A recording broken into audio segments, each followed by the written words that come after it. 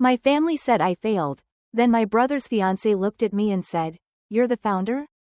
I'm Olivia Mitchell, 32. And I've spent 5 years building my tech company in silence. While my family believed I was wasting my potential. Tonight, at my brother's engagement dinner, his fiancée just recognized me as the founder of the app her company acquired for millions. The look on my parents' faces when she whispered, "Wait, you're the founder of Next Tech?" That moment was worth every holiday dinner where they pitted me. My brother's jaw is still on the floor. If you're watching this from a place where your dreams are dismissed, hit like and subscribe below. Growing up in Highland Park, a pristine suburb north of Chicago, meant living under certain expectations. My father, Richard Mitchell, wasn't just a surgeon. He was the surgeon that other doctors consulted when cases became complicated. My mother, Diana, commanded courtrooms as a corporate attorney who never lost a case. And then there was my brother Jason, 4 years older and the perfect firstborn, who followed our father's path into medicine without a single misstep.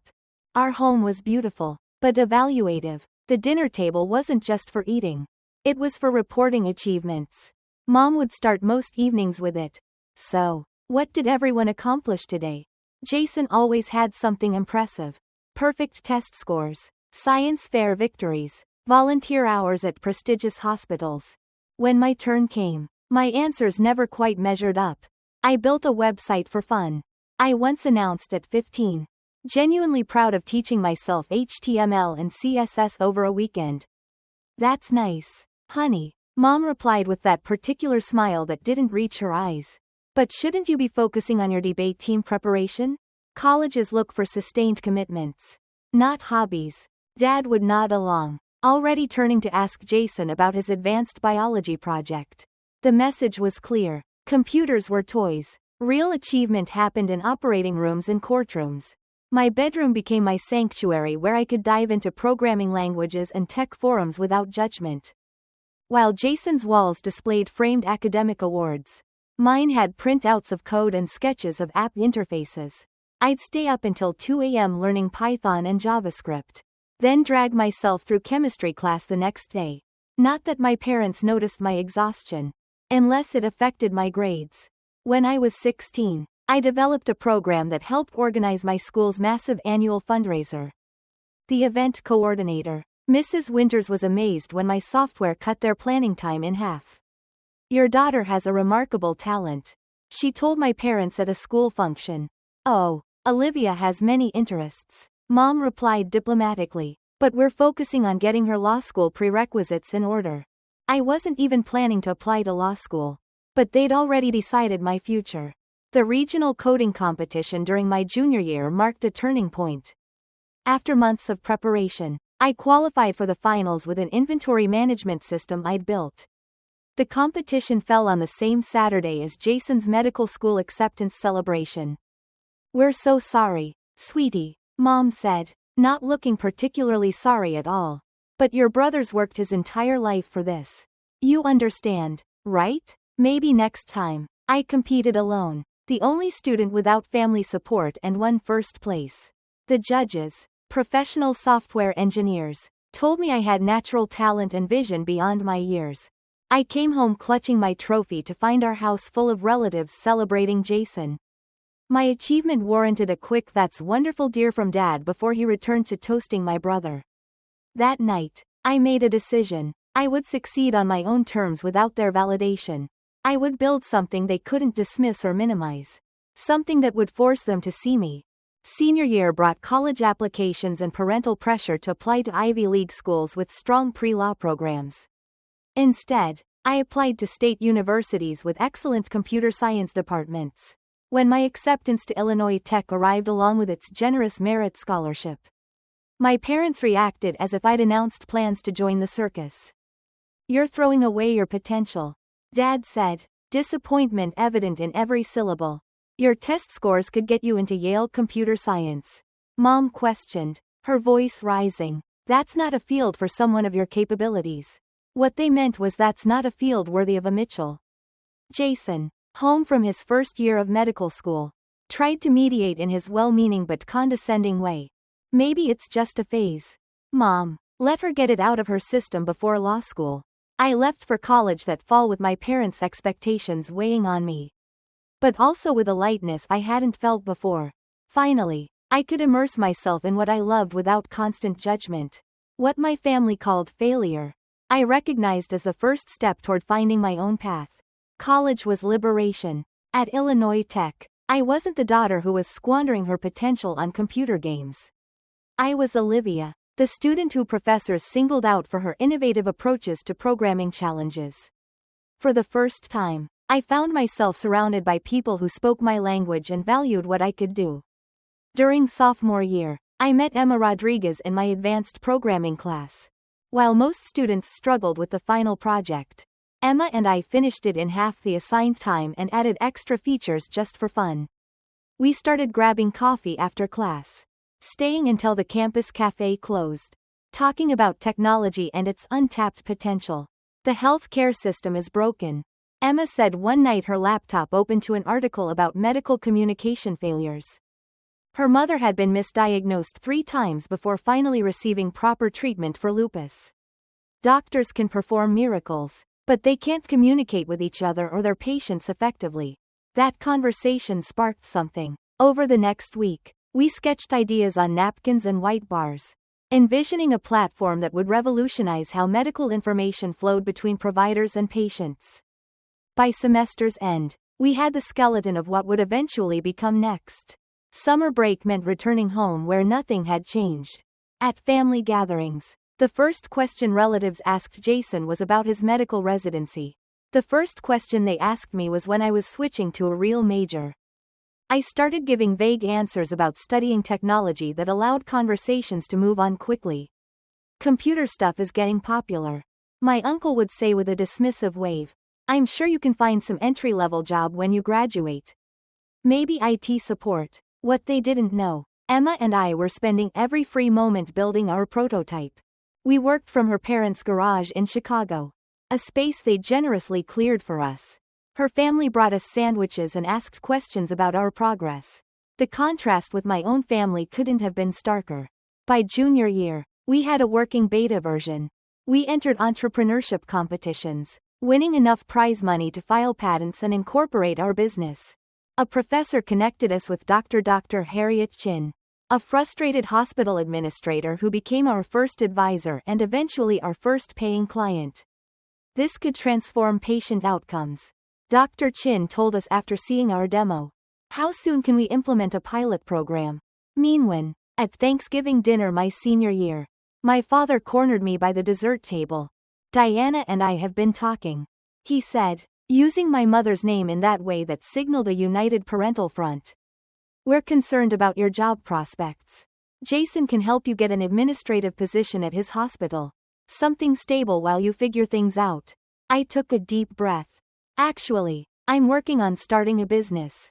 His laugh wasn't cruel, just incredulous. A business? Olivia, be serious. You need experience before you can think about entrepreneurship.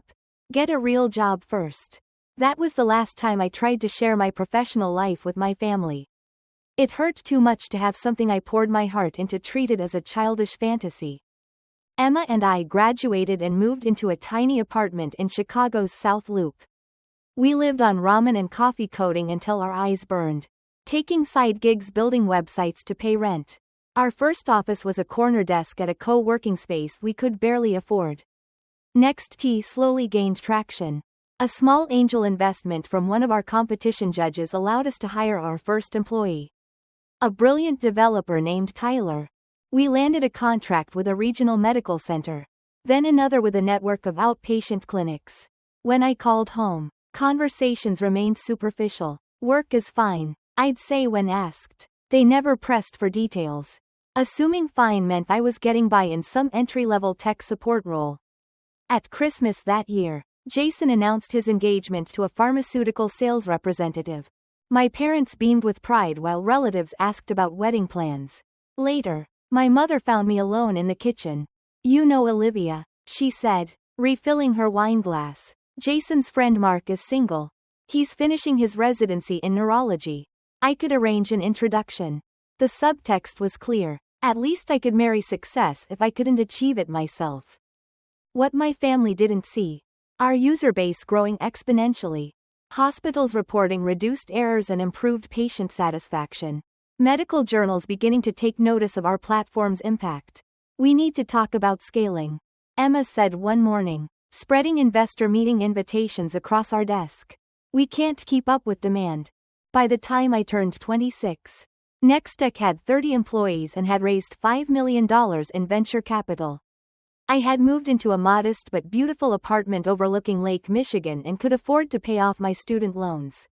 Still, when I visited my parents, I drove my old college car and wore simple clothes, allowing them to maintain their narrative about my struggle. It wasn't entirely about proving them wrong anymore. It was about protecting something precious from people who had never valued it. I wanted success on my terms, not as a concession that my path was valid. After all, the distance between my two worlds grew. In one, I was a rising tech entrepreneur whom industry publications were beginning to notice. In the other, I was the daughter who had failed to live up to her potential. The cognitive dissonance was sometimes overwhelming. The email from Memorial Health System arrived on a Tuesday morning in April. I read it 3 times before calling Emma into my office. They want to implement Next across their entire network, I said, my voice barely above a whisper. 27 hospitals in 3 states. Emma collapsed into the chair across from my desk. That's the largest healthcare provider in the Midwest. I finished. We'd been building toward this moment for years. But actually reaching it felt surreal. The contract would multiply our revenue tenfold and establish us as a major player in health tech. Within hours, our phones were ringing with calls from other hospital systems interested in what Memorial had seen in us. The following month brought our first acquisition offer from a larger tech company. $30 million. Emma and I sat in a sleek conference room listening to executives twice our age explain why we should take the money and work for them. It's a generous offer, Emma said as we walked back to our office. It is, I agreed, and we're turning it down. We both knew Next Tech was worth more than money. It was about building something that actually helped people. Something that mattered. We weren't ready to give up control. 2 weeks later, venture capital firm Sierra Partners offered $30 million for a minority stake, valuing our company at over $100 million. This time, we accepted. The investment would allow us to expand without losing our vision. When the press release went out, I requested that only my first name be used. Olivia, co-founder and CEO. The articles read, usually with Emma's photo beside a silhouette with my name. It wasn't about hiding. Exactly. It was about controlling my narrative. Don't you want recognition? Emma asked after an industry conference where I deliberately kept a low profile. You've earned it. I do, I admitted. Just not yet. And not from strangers. What I couldn't articulate, even to Emma, was my complicated relationship with validation. I wanted my family to see me. Truly see me. But I wasn't sure I could handle them taking credit for my success or minimizing it once it became undeniable. I needed this to be mine completely before I shared it. Besides, there was something powerful about building an empire in silence. In tech circles, I was becoming known as the ghost founder. The brilliant but camera-shy woman behind Next Tech's revolutionary platform. The mystery only enhanced my reputation. The profile in TechWorld magazine came next. They wanted photos of both founders. But I negotiated. Just Emma's clear image and me photographed from behind looking out over our growing office. The article praised our innovation and leadership without delving into my background. Just how I wanted it. At 28, I was a multi-millionaire on paper. I bought a stylish condo in downtown Chicago, but kept it minimal and unassuming. When relatives asked about my apartment, I described it vaguely as a small place with roommates, allowing them to believe I was still struggling. My circle of trust remained tiny. Emma knew everything. Of course, my assistant, Kayla, understood the family situation after organizing one too many declined invitations to Mitchell family events. My therapist, Dr. Winters, helped me process the conflicting emotions of success without recognition. What are you waiting for? Dr. Winters asked during one session. What would make it the right time to tell them? I considered the question seriously. I want it to be so undeniable that they can't explain it away. So big that they can't take credit for it or tell me I just got lucky. And I want to be completely at peace with never getting their approval. So if they still don't give it, I'll be okay. Dr. Winters nodded thoughtfully. And are you working toward that peace? Every day, I said. And I was. Building Next Tech wasn't just about creating innovative technology. It was about creating myself. Separate from the expectations that had defined my early life. The irony wasn't lost on me that my brother had followed our father into medicine. Yet, I was the one revolutionizing healthcare. Next was now being used by over 200 medical facilities nationwide. Studies showed it reduced communication errors by 43% and improved patient satisfaction scores by 38%. Every few months, usually after some family gathering where I'd been subtly pitted, I would pull up our company valuation and user statistics. Not from vanity, but as a reminder that external validation wasn't the measure of worth. The numbers helped ground me when old insecurities threatened to resurface. Then came the rumors of potential acquisition by Horizon Health Technologies, one of the largest health software companies in the country. Their initial outreach was tentative, feeling out whether we might entertain an offer after turning down several others. They're talking $200 million minimum, Emma said after an exploratory lunch with their development director. $200 million, a figure that would make headlines that would be impossible for even my achievement-oriented family to dismiss. Part of me wondered if this might finally be the moment to step out of the shadows. But another part hesitated. Was I really ready for my worlds to collide? What would it mean to suddenly be seen by the people who had spent a lifetime looking past me? I didn't have much time to consider these questions. Life was about to force my hand in the most unexpected way. The call from my mother came on a Sunday afternoon as I was reviewing quarterly projections. Olivia, wonderful news, she announced without preamble. Jason and Sophia have set a date. Labor Day weekend. They're planning an engagement dinner next month at Bluebird. You'll need to clear your calendar. Bluebird was Chicago's newest Michelin-starred restaurant. Impossible to get into without connections or a 3-month wait. Clearly, Jason was pulling strings through his hospital board contacts. That's great, I said, genuinely happy for my brother despite our complicated relationship. I'll be there. Wonderful. My mother's voice shifted to a more critical tone. And Olivia, it's a very upscale event. Perhaps we should go shopping for something appropriate. I noticed at Christmas your wardrobe is still very collegiate. I glanced down at my designer silk blouse and tailored trousers. An outfit that had cost more than most people's monthly rent. Not that my mother would know. I'll find something suitable. Mom, don't worry. Well, if you're sure. The doubt in her voice was unmistakable. Sophia works for some big technology company. Very impressive woman. Executive track. Everyone will be dressed to impress. The irony of her concern almost made me laugh. Instead, I took a deep breath. What technology company does she work for? Oh, something about health systems. Horizon something. I don't recall exactly. Jason says they're very important in their field. My heart skipped a beat. Horizon Health Technologies, the company currently negotiating to acquire Nex for hundreds of millions of dollars. This couldn't be coincidence. Mom, do you know Sophia's last name? I asked, trying to keep my voice casual. Winters. Sophia Winters. Why do you ask Sophia Winters? The name wasn't familiar from our acquisition talks. But Horizon was a massive company with thousands of employees. Still, the connection was unsettling. After hanging up, I immediately called Emma. You're not going to believe this, I said, explaining the situation. My brother is engaged to someone from Horizon. That's quite a coincidence. Emma replied carefully. Do you think it will complicate the acquisition? I don't know, but I need to find out who she is before that dinner. A quick LinkedIn search revealed that Sophia Winters was Horizon's Director of Strategic Acquisitions. She would absolutely be involved in the Next Tech deal. Probably leading it, and in a few weeks, we would be sitting across from each other at my brother's engagement dinner, where everyone believed I was an underemployed tech support worker. The universe had a twisted sense of humor. The pressure from my family intensified as the dinner approached. My mother called twice more about my attire. My father left a voicemail reminding me to bring something impressive about my career to discuss with Sophia's parents, who were very accomplished people. A week before the dinner, I received the most painful call yet. "Olivia, I need to discuss something delicate," my mother began, her lawyer voice never a good sign.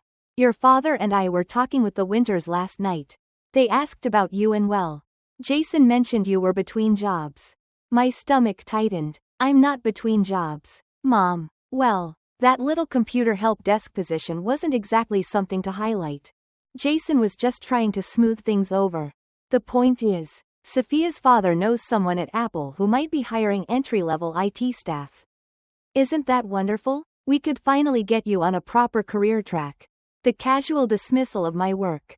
The assumption that I needed rescuing. The complete lack of curiosity about what I'd been doing for the past 5 years. It all crashed over me in a wave of frustration. "Mom, I appreciate the thought, but I'm satisfied with my current position." My voice was tight with controlled emotion. "Don't be proud, Olivia. This is a real opportunity. We all have to start somewhere." After hanging up, I called Rachel, my childhood friend, who had recently moved back to Chicago. Unlike my family, Rachel had always supported my ambitions, even when she didn't fully understand them. Over the years, she'd become one of the few people who knew the truth about Next Tech. "They set you up for a pity job interview." Rachel's indignation on my behalf was exactly what I needed. "While you're in the middle of a $200 million acquisition deal. That's rich, even for your parents. The worst part is the woman my brother is marrying is literally the person negotiating to buy my company," I said, laughing at the absurdity. "And no one in my family has any idea. So, what are you going to do at this dinner? Show up in jeans and a hoodie like they expect, or arrive in full CEO mode and watch their jaws drop?" I considered the question seriously. "Neither. I'm just going to be myself. No pretense. No big revelation. No games. Just dignity." Rachel raised her eyebrows. "That's very mature of you. 5 years of therapy will do that," I replied with a small smile. "Besides, I'm done trying to prove anything to them. If they find out, they find out. I'm not going to hide. But I'm not going to perform either." The night before the dinner, Horizon's final acquisition offer arrived. $215 million. With conditions that would keep Emma and me at the company for at least 3 years post-acquisition. We were officially on the verge of becoming cent millionaires. As I selected a simple but elegant black dress for the dinner, I felt strangely calm. Whatever happened tomorrow night, I knew my worth now. No one could take that away from me. Bluebird Restaurant lived up to its reputation. Crystal chandeliers cast a warm glow over blue velvet bayonets and tables set with gleaming silver. A wall of windows overlooked the Chicago River. The city lights reflected in its dark surface. I arrived exactly on time. Not early enough to help with arrangements as my mother had suggested, nor late enough to make an entrance. Just punctual and dignified like the businesswoman I was. The hostess led me to a private dining room where my family had already gathered. My father stood by the bar in animated conversation with an older man I assumed was Mr. Winters. My mother fussed with place cards at the long table, rearranging them for optimal social engineering. Jason spotted me first. "Liv, you made it." He crossed the room and embraced me with the easy confidence of someone who has never questioned his place in the world. "Come meet Sophia." She stood by the window, tall and elegant in a burgundy dress. Her dark hair swept into a sophisticated updo. I recognized her immediately from Horizon's executive page, though I'd never seen her in person during our negotiations, which had been handled through intermediaries until this final stage. "Sophia, this is my sister, Olivia," Jason said with the slightly apologetic tone he always used when introducing me to his accomplished friends. "It's so nice to finally meet you," Sophia said warmly, extending her hand. "Jason talks about you all the time." I wondered what exactly he said, but smiled and shook her hand. "Congratulations on your engagement. I'm happy for you both." My mother appeared at my elbow. "Olivia, I see you found something to wear. That's nice." The pause spoke volumes. "We've put you next to Cousin Margaret. You always got along with her." Translation. They'd seated me far from the important guests. Dinner began with champagne and toasts. My father spoke first, raising his glass to Jason and Sophia. To my son who has made us proud every day of his life. He said, his voice thick with emotion. And to Sophia, a brilliant, accomplished woman worthy of him. We couldn't ask for a better addition to our family. My mother's toast followed a carefully crafted speech that highlighted Jason's achievements from his first science fair victory to his recent promotion to chief resident. She concluded with, and now he's found a partner equally dedicated to excellence to Jason and Sophia. As glasses clinked, I noticed Sophia looking at me with a slight furrow in her brow. As if trying to place me in some context beyond Jason's underachieving sister. The first course arrived, and conversation flowed around me. Cousin Margaret asked about my job situation with the delicate approach of someone inquiring about a terminal illness. I'm in health technology, I said simply. Database management. Not untrue, just dramatically understated. Oh, that's nice, she replied with the same inflection my mother had used earlier. Is there room for advancement in that field? Before I could answer, my uncle leaned across the table. Olivia, Jason tells us you might have a lead on a position at Apple. That would be quite a step up for you. I took a slow sip of water. I'm actually quite satisfied with my current work. My father overheard and joined in. Olivia, there's no shame in accepting help to get your foot in the door somewhere respectable. We all want to see you succeed. From across the table, I noticed Sophia staring at me more intently now. Recognition was dawning in her eyes. Olivia, she said during a lull in conversation, her voice cutting through the ambient noise. Forgive me, but is your last name Mitchell? The table fell quiet. Jason looked confused. Of course it is. She's my sister. Sophia's eyes widened. You're Olivia Mitchell from Next Tech. And there it was. The moment I'd both dreaded and secretly anticipated for years. Yes, I said simply. Sophia set down her fork with a small clink against fine china. Wait, you're the founder? The Olivia Mitchell. The one where she stopped herself. Suddenly aware of the public setting. Jason laughed nervously. Sophia, I think you're confusing Olivia with someone else. My sister works in tech support or something. No, Sophia said slowly, looking directly at me. Your sister is the founder and CEO of Next Tech. The healthcare communication platform that's revolutionizing patient care across the country. The company my firm is currently in final negotiations to acquire for over $200 million. The silence that followed was absolute. My father froze with his wineglass halfway to his lips. My mother's hand fluttered to her pearl necklace. Jason's mouth literally hung open. Is this true? My father finally managed. I met his gaze steadily. Yes. Emma Rodriguez and I founded Next Tech 6 years ago. We currently employ over 70 people and serve more than 300 healthcare facilities nationwide. But why wouldn't you tell us? My mother looked genuinely bewildered. Before I could answer, Sophia continued, her professional demeanor giving way to genuine enthusiasm. Your platform reduced medication errors at Boston General by 62% in the first year. The interface design revolutionized how doctors access patient information. We've been trying to develop something similar for years. But your solution is light years ahead. It's why we're willing to pay such a premium to acquire you. My family stared at me as if seeing a stranger. In many ways, they were. $200 million. My father's voice was faint. Sophia nodded. The acquisition is set to close next week. Pending final approval. She turned to me with a slightly embarrassed smile. I had no idea you were Jason's sister. Your company profile just shows Olivia with no photo and our teams have been handling the negotiations. I prefer to maintain a low profile. I said. The understatement of the century. The rest of the dinner passed in a blur of shocked questions and awkward revelations. Relatives who had pitied me an hour before now asked for investment advice. My mother mentioned 3 times that she always knew I had a special talent with computers.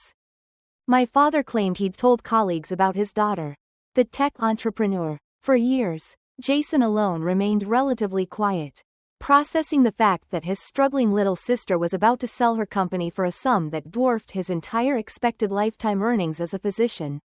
Through it all, I maintained my composure, answering questions politely, but without the desperate desire for approval that had defined so much of my earlier life. The validation I'd once craved now felt hollow in the face of their sudden opportunistic pride.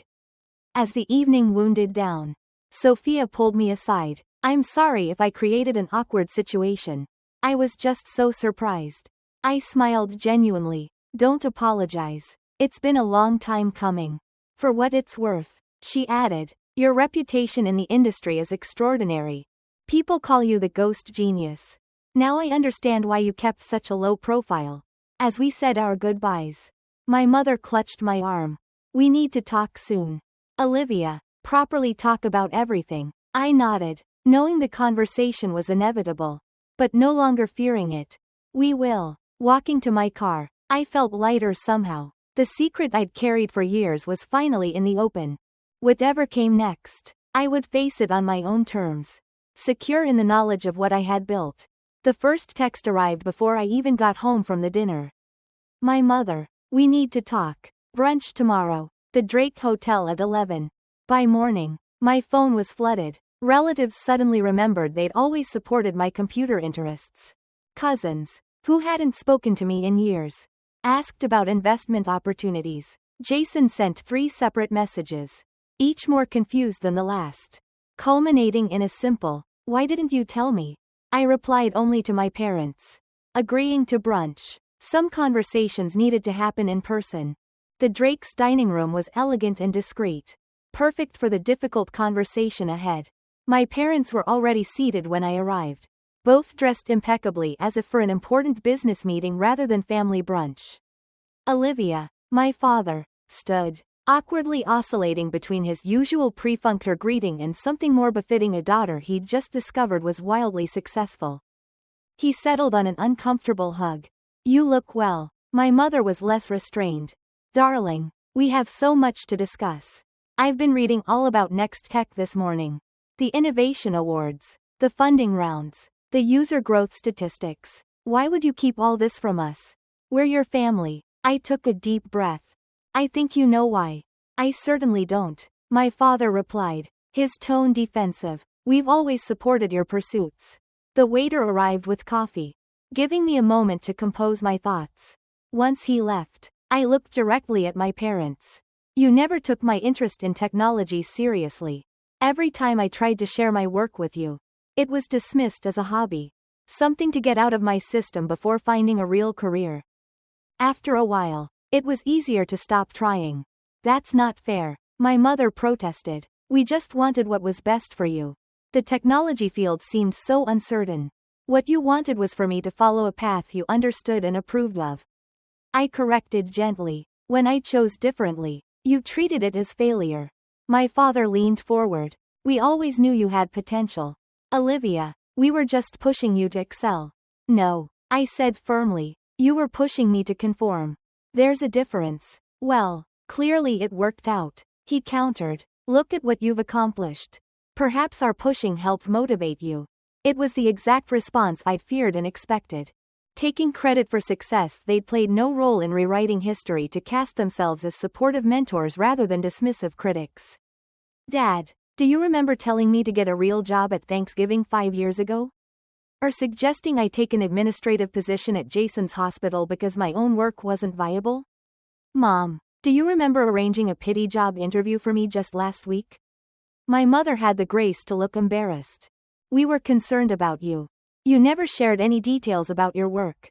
How were we supposed to know? You could have asked. Really? Asked with genuine interest, not just waiting for an answer that confirmed what you already believed about me. The conversation continued through eggs Benedict and mimosas. Painful, but necessary. My mother vacillated between defensiveness and attempts at reconciliation. My father, true to form, tried to maintain his authority by suggesting he'd always seen my hidden potential. Your brother always spoke highly of your intelligence. My mother offered, as if Jason's approval legitimized me retroactively. I know you both love me, I said finally. But love without respect or understanding isn't enough. I needed you to see me for who I actually was, not who he wanted me to be. We parted with tentative plans to have dinner the following week. A first step toward whatever our relationship might become. It wasn't the cathartic resolution of a movie scene, but real healing rarely is. Jason appeared at my apartment that evening unannounced. I brought wine, he said awkwardly, holding up an expensive bottle of Cabernet. Figured we might need it. I let him in, somewhat surprised by his initiative. My sleek penthouse with its floor-to-ceiling windows and minimalist design was a far cry from the struggling existence he'd imagined for me.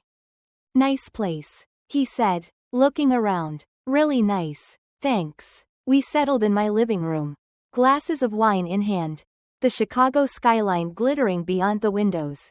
So he began. I've been an ass. The blunt admission startled a laugh out of me. Not entirely. No, I have. I bought into this whole narrative about you struggling or being lost or whatever. I never really asked you about your work.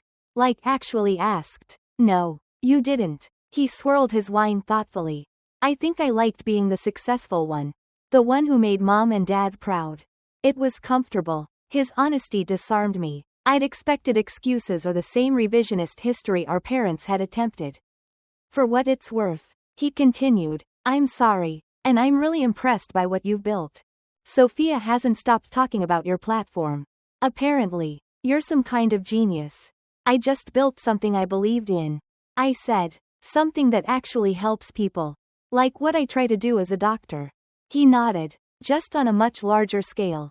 Apparently, we talked for hours. Really talked. Perhaps for the first time as adults. He asked genuine questions about Next Tech. About the challenges of building a company from nothing. I asked about his medical work and found myself actually interested in his answers when they weren't presented as evidence of his superiority. As he was leaving, he paused at the door. Sophia really likes you. You know, she was mortified about adding you at dinner.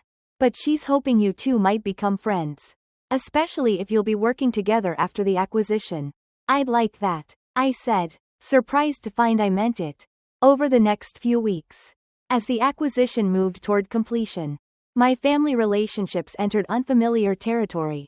My parents oscillated between genuine attempts to understand my work and reflexive behaviors born from decades of seeing me through a particular lens. There were uncomfortable lunches where my father tried to give me business advice and awkward phone calls where my mother asked if I was eating properly despite my busy CEO schedule. But there were also moments of genuine connection. My father asked to see Nextech's platform and listened attentively as I explained its features. My mother admitted that she'd never really understood technology, but was proud of what I'd created. Small steps, but meaningful ones. The most unexpected development was Sophia's role in bridging the gap between my worlds. As both my future sister-in-law and my professional colleague, she had a unique perspective on the Mitchell family dynamics. Your parents are trying, she told me over coffee one afternoon. They just don't have the vocabulary for this version of success. They're learning a new language. A language you seem to speak fluently. I observed. She smiled. I grew up with parents who measured worth by academic degrees and professional titles. It took me years to realize there are many paths to a meaningful life. Maybe I can help translate a bit. And she did, gently educating my family about the tech industry, contextualizing my achievements in terms they could understand, and occasionally giving them a reality check when they slipped into old patterns. Her efforts weren't always successful, but they helped ease the transition to our new reality. The acquisition closed on schedule, transforming Emma and me into centillionaires overnight. The press release mentioned both our full names and included professional photos. My first public acknowledgement as Nextech's co-founder. The ghost genius was finally stepping into the light. 6 months after my brother's engagement dinner, life had found a new rhythm. The Nextech acquisition had closed successfully and I now led the innovation division at Horizon Health Technologies. Our platform was being implemented in hospitals across 3 continents with Emma overseeing international expansion. My office overlooked the Chicago River, its waters reflecting the changing seasons. Today, spring sunshine glinted off its surface as I finished a conference call with our development team in Singapore. A text from Sophia interrupted my workflow. Reminder, dinner at your place tonight. I'm bringing that wine you liked. Jason says he's making dessert. So expect emergency cupcakes from the bakery when he inevitably burns something. I smiled. These casual family dinners had become a monthly tradition. Something I would have found unimaginable a year ago. Sometimes my parents joined, sometimes it was just the three of us. But the easy camaraderie that had developed between Sophia, Jason, and me was something I treasured. Working with Sophia had accelerated our friendship. Her straightforward approach to business matched my own, and her insights into my family dynamics proved invaluable. She understood my parents in ways I sometimes couldn't, identifying the insecurities beneath their controlling behaviors. Your dad didn't dismiss your tech career because he thought you'd fail. She observed once he dismissed it because he didn't understand it. And Richard Mitchell hates not understanding things. My relationship with Jason had transformed most dramatically. Without the hierarchy of successful doctor and struggling sister, we discovered common ground. Both of us were driven, detail-oriented perfectionists who genuinely wanted to improve healthcare. Now we traded ideas instead of judgments. My parents were trying. That was the most accurate description. We had established new boundaries, with my mother no longer offering unsolicited advice about my appearance and my father making visible efforts to ask questions about my work without immediately suggesting improvements. Our weekly Sunday calls were no longer exercises in evasion, but actual conversations. Not always easy ones, but real nonetheless. My mother had even visited Next Tech's offices, her initial awkwardness giving way to genuine pride as employees greeted me with obvious respect. The healing wasn't just external. The acquisition had given me the freedom to focus on my own well-being in ways I'd neglected during the startup grind. Regular therapy sessions with Dr. Winters helped me process the complicated emotions around my family's sudden recognition. You spent years protecting yourself from their judgment, she noted during one session. Now that protection isn't necessary in the same way. But the habits remain. It's okay to let some of those walls down gradually. I'd taken her advice, not just with family, but in building a broader support network. Rachel remained my oldest and most trusted friend, but I'd also connected with other women entrepreneurs through mentoring programs and industry events. The isolation that had characterized my early career had given way to a chosen family of people who understood both my work and my journey. One particular source of joy was mentoring young women in technology. Once a month, I hosted workshops for high school girls interested in STEM fields, sharing not just technical knowledge, but the emotional resilience needed to pursue unconventional paths. My parents think computer science is just a hobby, one 15-year-old told me, echoing my own experience. They want me to become a lawyer like my mom. What do you want? I asked. To build things that matter. She replied without hesitation. Then build them, I said. Sharing resources and encouragement. Find the people who believe in your vision, even if they're not your family. And keep the door open for your parents to understand later. That evening, as I prepared for dinner with Jason and Sophia, I reflected on how far I'd come. The external validation I'd once craved had arrived in abundance. Industry recognition, financial success, even family acknowledgement. But I discovered something more valuable along the way. The ability to validate myself. Jason arrived first, bearing both a homemade chocolate cake that looked surprisingly edible and the emergency bakery cupcakes Sophia had predicted. I hedged my bets, he admitted with a laugh. But I'm getting better. Only set off the smoke alarm once this time. Sophia arrived with wine and news about their wedding plans as we gathered around my dining table. The conversation flowed easily from work to wedding to family gossip. Mom's actually reading books about technology startups, Jason reported. I found tech founders under 30 on her nightstand last week. Better late than never, I said without bitterness. Later, as we moved to the living room with coffee and dessert, Sophia asked a question that caught me off guard. Do you ever wish things had been different? That your family had recognized your potential from the beginning? I considered carefully before answering. Of course, sometimes it would have been easier, less painful, but I'm not sure I would have built the same resilience or clarity of purpose. I learned to believe in myself when no one else did. That's a powerful foundation. Plus, Jason added with newfound self-awareness. If mom and dad had been fawning over your tech career, I might have grown up even more insufferable than I was. We laughed, the sound floating out over the city lights. The journey wasn't over. Family relationships are never truly fixed, but rather continuously evolving. There would be more difficult conversations, more moments when old patterns threatened to reassert themselves. But something fundamental had shifted. I no longer needed my family to see my worth in order to know it myself. That freedom allowed me to accept their growing appreciation without desperation, to forgive past dismissals without forgetting the lessons they taught me, and to build relationships based on who we were becoming rather than who we had been. Success isn't measured by recognition, but by impact. By that standard, Nextech had succeeded beyond my wildest dreams, improving patient outcomes and healthcare communication for thousands. And I had succeeded in creating a life authentic to my values and vision regardless of who approved. As for family, the one we're born into and the one we choose, perhaps the greatest lesson was that relationships can transform when we bring our whole authentic selves to them.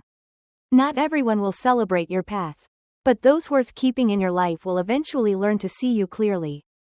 The next day, as I looked out over the city from my office window, I felt gratitude for the journey.